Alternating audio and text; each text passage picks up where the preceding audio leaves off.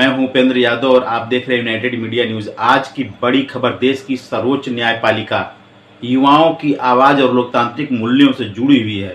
भारत के मुख्य न्यायाधीश जेसीआई सूर्यकांत की एक टिप्पणी ने देश भर में नई बहस छेड़ दी है।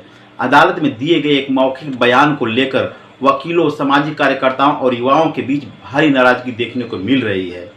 दरअसल वरिष्ठ वकील का दर्जा दिए जाने से जुड़ी एक याचिका पर सुनवाई के दौरान जेसीआई सूर्यकांत ने कहा कि समाज में कुछ परजीवी लोग हैं जिन्हें रोजगार नहीं मिलता। वे मीडिया, सोशल मीडिया और आरटीआई एक्टिविस्ट बनकर व्यवस्था पर हमला करते हैं। इस दौरान काकरोच जैसे शब्दों का भी इस्तेमाल किया आरोप लगाया गया, जिसके बाद देश भर में विवाद खड़ा हो गया। इस बयान को लेकर अखिल भारतीय अधिवक्ता संघ ने तीखी प्रतिक्रिया दी है। संघ ने कहा कि देश के मुख्य न्यायाधीश द्वारा इस तरह की टिप्पणी बेहद आपत्तिजनक, अलोकतांत्रिक और युवाओं का अपमान करने वाली है। संघ ने अपने बयान में कहा कि लोकतंत्र को मजबूत बनाने में युवाओं और सामाजिक कार्यकर्ताओं की अहम भूमिका होती है और उन्हें इस तरह अपमानित करना संविधान की भावना के खिलाफ है। अधिवक्ता संघ ने यह भी कहा कि बेरोजगारी युवाओं की गलती नहीं बल्कि यह सरकार की नीतियां और विकास मॉडल की विफलता का परिणाम है। ऐसे में बेरोजगार युवाओं को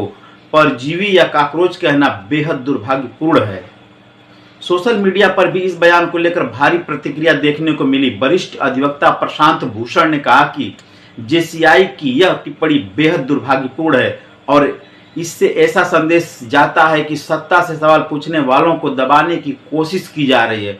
उन्होंने कहा कि जेसीआई को इस बयान पर माफी मांगनी चाहिए। वहीं प्रसिद्ध वकील गौतम भाटिया ने बिना सीधे नाम लिए एक लेख साझा किया जिसमें काकरोच के पारिस्थितिकी महत्व की चर्चा की गई। उन्होंने लिखा कि प्रकृति में हर जीव की अपनी भूमिका होती है और समाज में आलोचना करने वालों की भी अहम भूमिका होती है।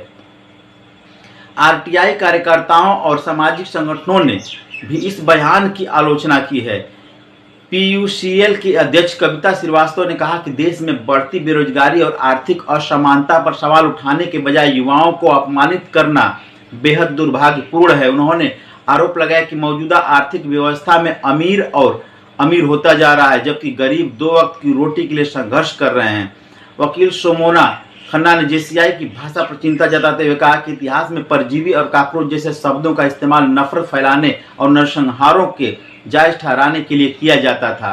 उन्होंने कहा कि संवैधानिक पद पर बैठे व्यक्ति को शब्दों का इस्तेमाल बेहद सावधानी से करना चाहिए। हालांकि बढ़ते विवाद के बाद जेसीआई सूर्यकांत ने सफाई भी दी है। उन्होंने कहा कि मीडिया के एक वर्ग ने उनके बयान को गलत तरीके से पेश किया। जेसीआई ने स्पष्ट किया कि उनकी टिप्पणी देश के युवाओं के लिए नहीं बल्कि उन लोगों के लिए थी जो फर्जी डिग्री और गलत तरीके से प्रतिष्ठित पेशों में प्रवेश कर रहे हैं।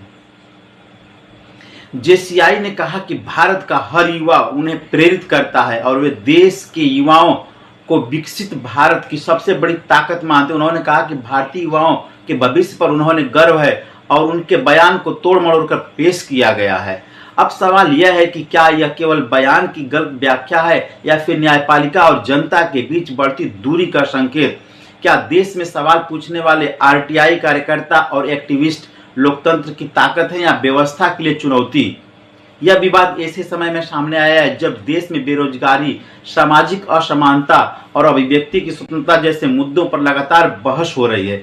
ऐसे में देश के सर्वोच्च न्यायिक पद पर आई टिप्पणी से स्वाभाविक रूप से चर्चा का विषय बन गई है।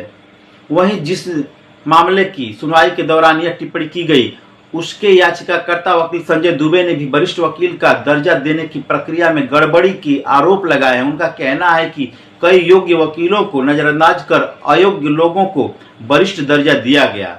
फिलहाल जेसीआई की सफाई के बावजूद विवाद थमता नहीं दिख रहा। सोशल मीडिया से लेकर अदालतों तक इस मुद्दे पर चर्चा जारी है। अब देखना होगा कि क्या मुख्य न्यायाधीश की यह सफाई आलोचनाओं को शांत कर पाएगी या आने वाले दिनों में यह बहस और तेज होगी। फिलहाल के लिए इतना ही। नमस्कार, मैं हूं उपेंद्र यादव। आप देखते रहिए यूनाइटेड मीडिया न्यूज।